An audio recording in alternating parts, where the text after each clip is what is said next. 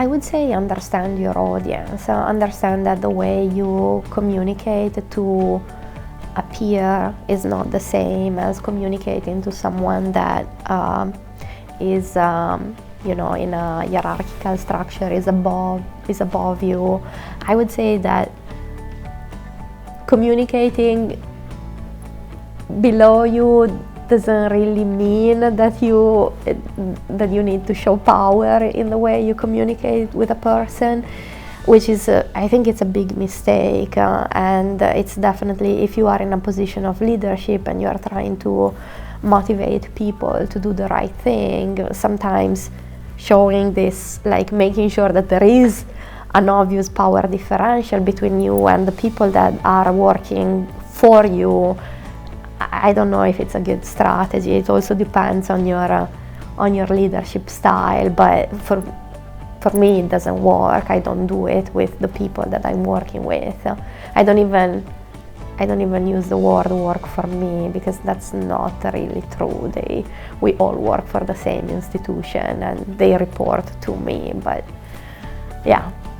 So yeah, understanding your audience is very important, and understanding that when you communicate, you communicate to the benefit of the other person. It is not a talk that you're giving to yourself. So it is really important, and I think it's something that you learn the more you are in the education industry. The more you learn that your talk has to be great to your audience, not to you. So, and it's also, I think, one of the challenges you have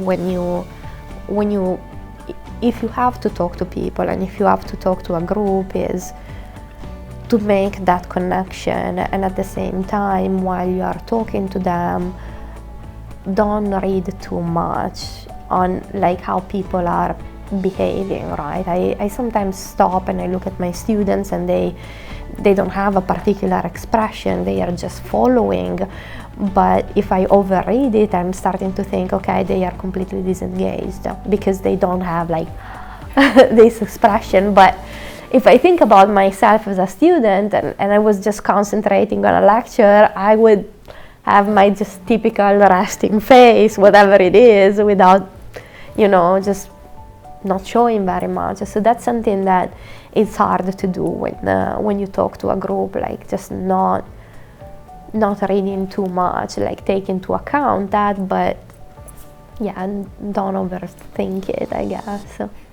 Yeah, so there is always a person in a crowd that has a happier face, and sometimes they're not, which is great. They might do it on purpose because they know that could help. So sometimes, when you have in a crowd a senior person and they know, in which position you are at, then focusing on that person is a good strategy. If you need someone to say, yeah, I get what you're saying, so